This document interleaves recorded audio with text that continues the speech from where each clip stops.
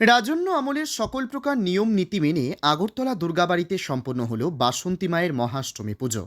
আজ মহাষ্টমী। রাজন্য আমলের সকল প্রকার নিয়ম নীতি মেনেই ত্রিপুরার ঐতিহ্যবাহী আগরতলা দুর্গাবাড়িতে সম্পন্ন হল বাসন্তী মায়ের মহাষ্টমী পুজো। এদিন সকাল থেকে দেবী বাসন্তীর কাছে অঞ্জলি প্রদান করার জন্য দর্শনার্থীদের ভিড় ছিল লক্ষণীয়। একসময় আগরতলা দুর্গাবাড়িতে এই পুজোর আয়োজন করত ত্রিপুরার রাজবংশ। এখন সেই পুজোর আয়োজনে সাহায্যের হাত বাড়িয়ে দেয় ত্রিপুরা সরকার। গত 7 দশক ধরেই এই পুজোর স্পন্সর করছে ত্রিপুরা সরকার। এই পুজোর সঙ্গে জড়িয়ে আছে রাজকীয় ঐতিহ্য। আর সম্ভবত আগরতলা দুর্গাবাড়িতে এটাই দেশের একমাত্র পুজো যেখানে আর্থিক সহযোগিতার হাত বাড়িয়ে দেয় রাজ্য সরকার। রাজাদের আমলে শুরু হওয়া এই পুজোর বয়স 500 বছর পার হয়ে গিয়েছে। 1938 সালে আগরতলা দুর্গাবাড়িতে মন্দির প্রতিষ্ঠা করেন মহারাজা কৃষ্ণ কিশোর মাণিক্য।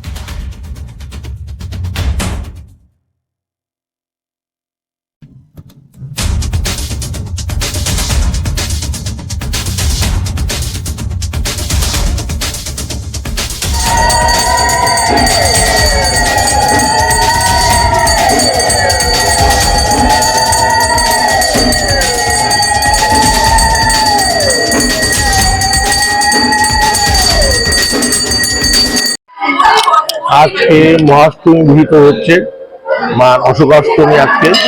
এখন বলি হবে, বলির পর পুষ্পাঞ্জলি হবে 10টার থেকে।